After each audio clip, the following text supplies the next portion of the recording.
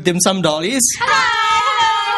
And today they're doing something special for the National Museum of Singapore. What is it that you're doing? Oh, well, we're here to show everybody all the fabulous things that are available at this National Museum, and also to do a little song and dance and just get everybody in a happy mood. Yay! Now, 2 years ago, was it? You had a very special musical called The History of Singapore. That's right. 2 years ago... Actually, it was just this year. Just this year? Yep, in February. See, I don't know my history at all. That was obviously. a rerun, actually. That was a rerun. That was a rerun. So that was last year then, not 2 years ago. Dim Sum Dollies don't sound very well. And so, what makes you experts on Singapore history? When you were students, did you study very hard and get A's for history? Well, let's see. Our secondary 1 and secondary 2 history books I really liked. Got a lot of pictures. In fact, our entire Dim Sum Dollies show, I think, are based on those Sec 1 and Sec 2 history textbooks. Actually, our Dim Sum show was about rewriting the history textbooks. Oh, that must account for the disproportionate number of students who failed history that year. Oh, really? No, I didn't fail, no. I got A. You? No, he meant after watching our show. Yeah. Okay, now I'm going to quiz you on 3 questions on Singapore history, and I want you to answer them. Okay? Now, first question. What was the name of Sir Raffles' pet chihuahua? Oh, Pet chihuahua. I think he called the chihuahua Fakwa. Yes. Really? Yeah. Fakwa, right? Fakwa Junior. Yeah, of course, Fakwa Junior.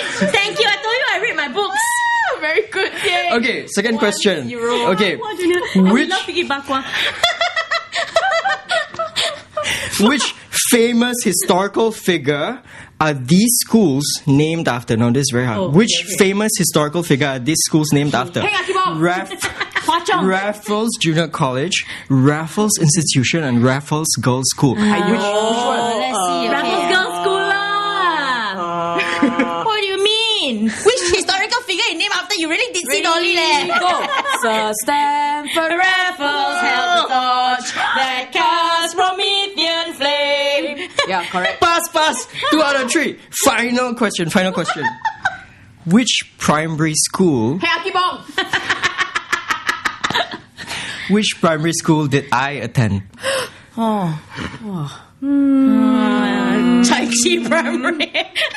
Montfort Primary. No. Wrong, Mata Primary School. Okay, 2 out of 3, still pass. Yay! Okay, stick around for the show. Hello everyone. Wow, so many people come to see us. So cute to see us coming up. We come from behind just like the Japanese. Hello everybody. Welcome. National Museum of Singapore.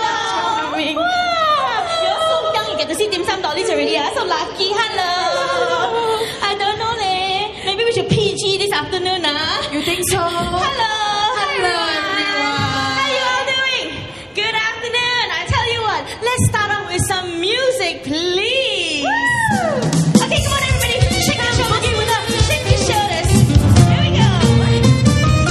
When you feel down, when you are wearing a frown, you look like a clown with a smile the wrong way round. That's when you know there's a place you must go with a little show that make your heart glow. Where the Dim Sum Dollies without trolleys, and we're sure to cheer you up with our chirpy smiles and perky cups and cup of tea with a piece of me. 喝茶吃点心，点心点心。You want to taste a piece of me? No need for haste. There are 3 you see. 3 pieces of heart placed in us hot. We're steaming, gleaming, overflowing, beaming. Me, it's just perfect.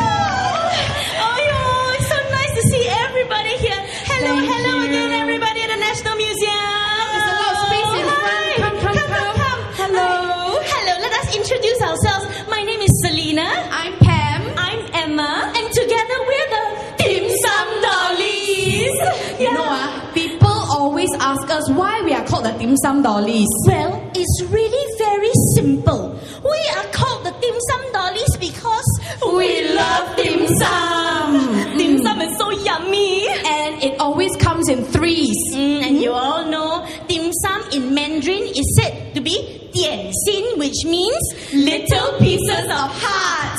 Thank you so much for being here. So wonderful to see so many of you here joining the Dim Sum Dollies at our day out at the museum. Yes, we are so very, very happy to be here. And you know, it's been so interesting learning all about the museum. I mean, look at this place. It's a national monument in itself. Hey, but it's quite modern for a national monument, don't you think? Hey, monument doesn't mean must be very old, you know. Hey, but you know, it's old leh. It was established in 1887, you know. Wow. But since then, it's been through many changes, like, you know, upgrading, macam like HDB estate like that. Hey, What? only some HDB estates. Yeah, that's true. Anyway, it reopened its doors 2 years ago, right? And now it wants to be the museum with the youngest and most innovative soul. That's why the Dim Sum Dollies are here. I tell you, later you must go and walk around. This museum is very special, you know, because not only it has the history part, like down here, the history gallery. Later when you walk down this passage over to the other side, and then you will see all this swinging chandelier. Very exciting. And then you mong already. Then over there, you will find a living photography gallery. Photography. And then there's a film and wayang gallery. There's a fashion gallery. Work it. And of course, it wouldn't be a Singaporean museum if it didn't have a food gallery. Oh, my favorite. You can see them say already. What for? Come to the museum. You want to see food? Go to the food court lah. Pay money. Come here, see the food. Can see, cannot eat. You don't anyhow say this museum like that, huh? Let me explain something to you. What? Maybe you cannot eat in the food gallery, but I tell you, our museum is very special. You know why not? Why, It got special powers. Why, It is a multi-sensory museum. Multi-sensory. You cannot just like that say. You must say like multi-sensory. Multi-sensory. It's very sexy. It's very hip, you know. Okay. I tell you, it's very multi-sensory because when you go to the food gallery, you cannot eat, but never mind. You can see, you can hear, you can smell. You walk already, you smell sure hungry one, I tell you. But don't worry, there are many food establishments here in this museum. You can go and help yourself. Hey, but I think my favorite is still the fashion gallery. It's like shopping through the decades from the 1950s to the 1970s, and you can really see the changing identity of the Singapore woman, you know. What about the changing identity of the Singapore man? Not fashionable. No need to put in the fashion gallery. But this place is really quite magnificent. It's actually quite an architectural marvel, you know. Hey, you see behind us? Behind this glass rotunda, it's actually a modern interpretation of the original rotunda dome. You know, out there, the big round thing on top of the museum that you can't miss? Oh, you mean like me standing on top of a big building? Exactly. Yes, correct, exactly like that. And later, right, when you go and see the living galleries over there, right, you will walk through this big glass passage, you know. And do you know, it's one of the world's largest outdoor self-supporting glass structures. Self-supporting? Very important in this economic climate. Yeah. That's true, you know. And it took engineers from more than 4 countries to design it over a year, you know. You see? Very different, this place. I tell you, I remember also, if you all came to the museum last time, I think this place that we're all sitting on, it didn't used to exist, you know, before the redevelopment. Hey, but even though it's been redeveloped, they didn't throw out all the old stuff, you know. They still kept some of the old things from the museum. Like over there, in the Rotunda Dome, you can still see 50 pieces of stained glass. They restored it, so now the original shine and color of all the Victorian flower and square pattern can be seen. Wow, so nice. And if you go into the glass rotunda, right, you will be surrounded by 360 degrees of images projected on the wall, you know. It's simply awesome, I tell you. Yeah. I tell you, we say so much, right? But actually, in short, summary, what we're trying to tell you is that no matter how small a museum you started off with, no matter how small, you can still have the chance to grow and grow and grow and grow until become bigger like this. Yeah. And everybody knows bigger is better. Right. You all don't understand, never mind. I sing to you all in this little song. Go. We may live in a tiny country, but there's no need for a tiny mentality.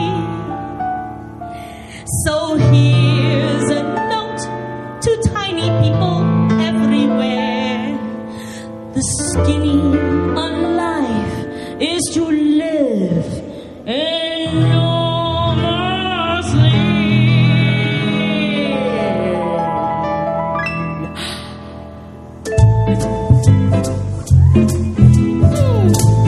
Tell them, sisters.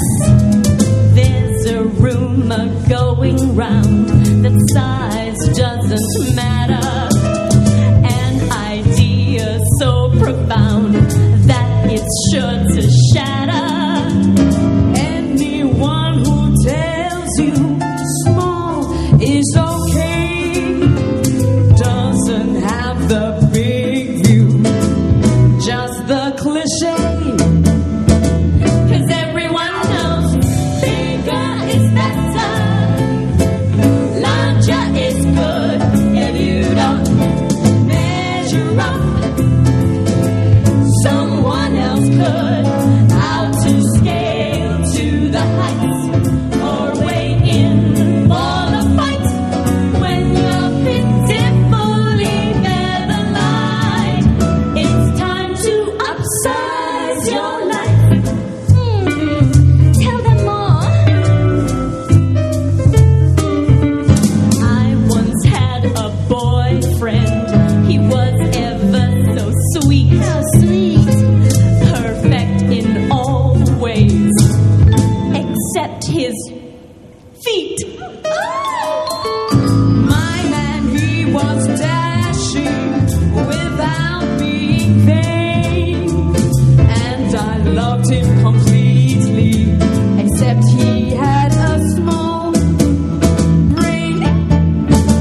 'Cause everyone knows bigger is better, larger is good. If you don't measure up, someone else could.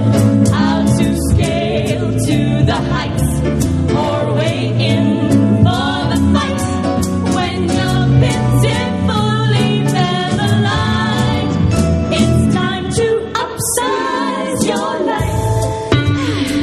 Let me tell you a little something myself. You see,